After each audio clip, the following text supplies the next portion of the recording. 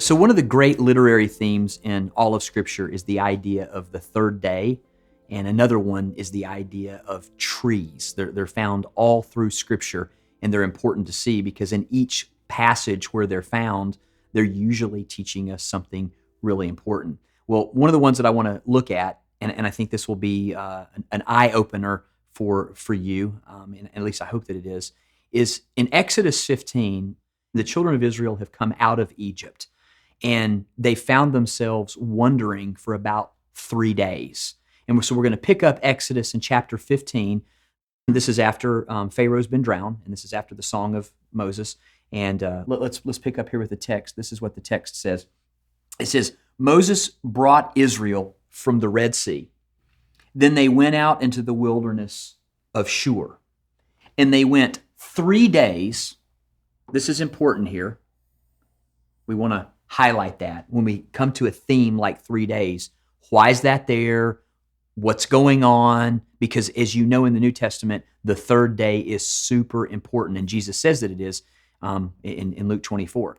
We're also told in 1 Corinthians 15 that Jesus will rise again from the dead on the third day according to the Scriptures. So there must be some third day Scriptures in the Old Testament. So here's a third day Scripture. They've gone 3 days into the wilderness. This is important here. They have found no water. Now, I'm not a scientist, nor am I a survivalist, but I do know that when you get to that third day without water, that's when the body really starts having some massive complications. So, as you can, readily see here, they're wondering that they've left Egypt. They're 3 days sort of in the wilderness, and they have no water. So, obviously, they're having some real issues. Are we going to live? Are we going to survive? And you can imagine all the things that are going on. Should we have really left Egypt and all those great things that probably would be going on? It says, now when they came to Marah, they could not drink the waters of Marah, for they were bitter. That's what Marah means. Marah means bitter. So they were bitter waters. Therefore, the name of it was called Marah. That's the point here. They were bitter.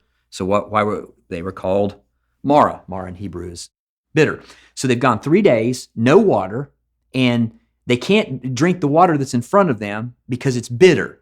So you can imagine this is just not a great place. It says, therefore, it says, and the people complained against Moses, saying, what shall we drink? In other words, they realize, this is a life or death situation, which is important because typically on the third day in the Old Testament, there will be a moment of life and death, which obviously you can, as a Christian, can readily understand that theme. He says, so he cried out to the Lord, and the Lord showed him. Now, this can also be translated pointed him, but he showed him a tree. Isn't that interesting? Why on the third day, when it's a life and death situation, at the waters that are bitter, would the Lord point out, which is sort of what the Torah, that word Torah means to point, to show. He shows him a tree. Here's important, look here. When he cast it into the waters were made sweet. So let's back up here and let's see what we've learned. Because once again, this is a passage that you may just read through and not see a whole lot of beauty in it, but these are the passages that have so many incredible themes. So we're in the third day on a life and death situation where there's bitter waters that can't be drunk, and Moses is showed a tree. And when the tree is put in the waters, the bitter waters become sweet. So here's the question that I would ask you. Is there a tree in Scripture? Well, there's all kinds of trees. The tree of life, tree of knowledge, good and evil. But is there a tree? Is there a piece of wood that will make the bitter sweet? Of course there is. It's the cross of Christ. And so this literary theme of the tree is important because it traces all the way through Scripture. You got trees in the garden, you got trees at the end of Revelation. They're important. Why are those trees there? Third day. Why is that important? Well, it's important because we know the significance of the third day. So when you look at this passage and you see it, what may have just read through it, what you see here is that on the third day, there is a tree that the Lord points Moses to, that he throws in the water, and makes it sweet. And I think for you and me, the application here is there is a tree for you and me that Jesus died upon.